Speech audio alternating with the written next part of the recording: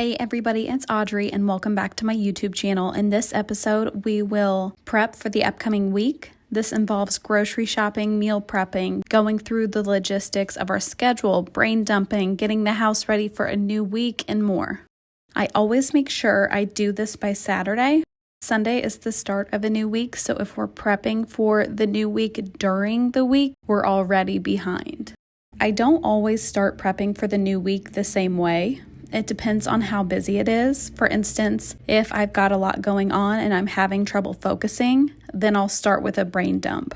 If it's a pretty calm week, I'll go ahead and get right into going over the schedule. The current upcoming week is extremely calm. There's no need to brain dump before I start. Right now, we are in between sports. School hasn't started, and not much has been done on the house, so things are very, very calm. In the next couple of weeks, though, our schedule will be packed with stuff. I will definitely make an updated video during those busy weeks for you as well. Okay, so we're looking at the schedule. Now, in terms of how I use my planner, I color coordinate events by family members. Here is our key to reference. My husband does a lot of the scheduling, like dentist appointments, practices, etc. So he puts everything into our shared Google Calendar. Now, I'm a much more tangible learner. I need to physically touch the calendar, handwrite the events. So I will take what's in the Google Calendar and I will move it into my planner. On the really busy days, I will include the logistics of the day on the planner as well. So it'll say like, Dad, take Isabella to practice, or Mom, grab Grayson after work, things like that. Once I know what the schedule looks like, I can begin grocery shopping and meal planning. Meal planning has to come after I've done the logistics of the week because I need to know what kind of meal to plan for.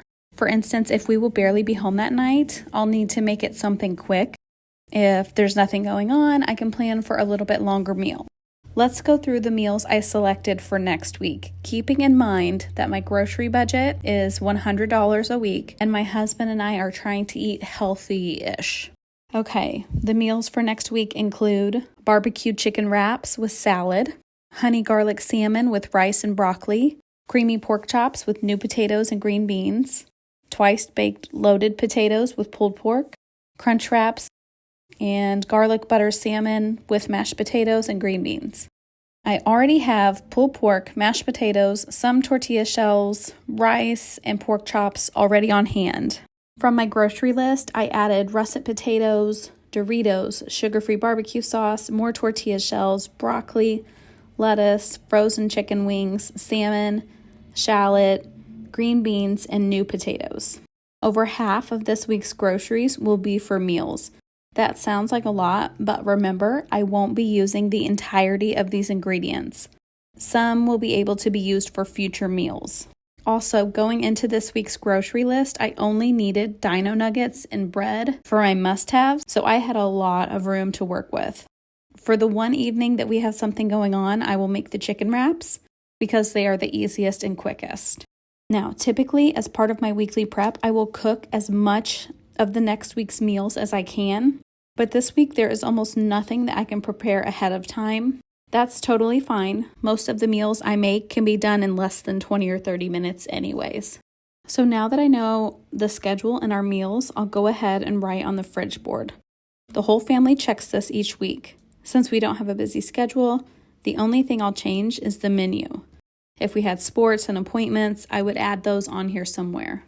Now let's take a look at the rest of our grocery list. So the total I spent for next week is $91.20, which is under our $100 budget, so we're doing great. I'll go through each item with you. Before we start, I'm moving my focus from calories for my meals, and instead I'm going to focus on getting the correct amount of fiber and protein every day. I really just want to create a healthier diet for myself. I'm not trying to actually diet. And so I'm not going to focus on calories right now, just until I can get the hang of the fiber and the protein amounts. So some of my groceries this week are ones to help me reach my dietary goals in my fiber and my protein. Also, as I said earlier, I only needed 2 must-haves and the kids already have snacks to eat up, so I didn't buy anything additional for them. Okay, let's go through each item.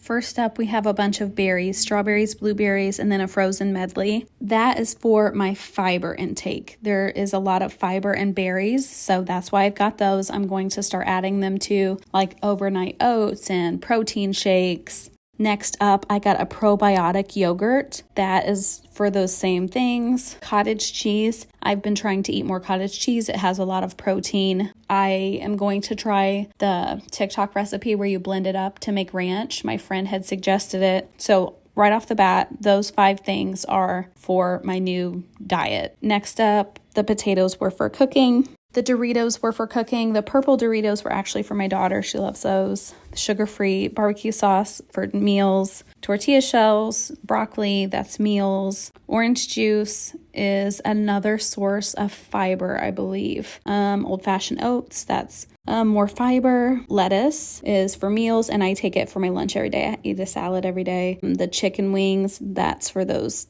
wraps we're going to make, and then my daughter will eat those at supper. The bread was just like a staple for us. The salmon, shallots, green beans, new potatoes, those are all meal items. The Dino Nuggets are my son's. He loves Dino Nuggets. He eats them every night. This is what the whole thing looks like all here, so you can see my prices and everything. As you can see, there's the $92. Again, it will look different every single week. It never ever looks the same. Okay, so now that I've done schedule, logistics, groceries, and meal planning, I'll move on to getting my house in order. This is the last thing that I'm going to take care of. For this, I'll just do my 6-10 list. I'll do both the daily and the weekly tasks.